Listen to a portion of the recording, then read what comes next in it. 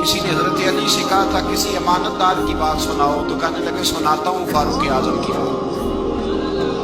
کہا کیسے؟ فرمانے لگے میں عمر سے ملنے گیا، یہ اخلاق ہے، سارا کچھ کھا کے لوگ ہضم کر کے ڈکار بھی نہیں لیتے، اور جاتی دفعہ کہتے ہیں میں نے تو ملک کو بڑا کچھ دیا ہے، لیکن اس کے لیے تمہیں ٹٹولنا پڑے گا، کھودنا پڑے گا، خریدنا پڑے گا، پھر پتہ چلے گا کہ میں ملت کو کیا دے کے جا رہا ہوں۔ حضرت علی شیر خدا فرماتے ہیں میں عمر سے ملنے گیا، فاروق اعظم سے، جب میں یہ ان کے اخلاق کی بات بتا رہے کہتے جب میں ان کے پاس گیا تو دیا جل رہا تھا، اندر داخل ہوتے ہی سلام دیا تو حال چال پوچھنے کی بجائے عمر پوچھنے لگے کہ علی کوئی سرکاری کام آئے ہو، دینی کام آئے ہو یا ذاتی کام آئے ہو؟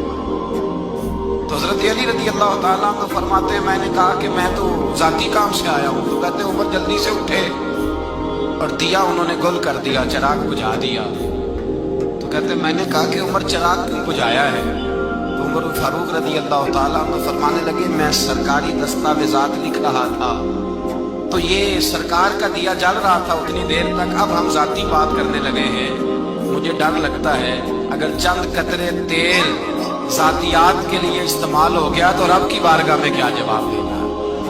یہ اخلاقی قدریں ہیں، اخلاقی قدریں۔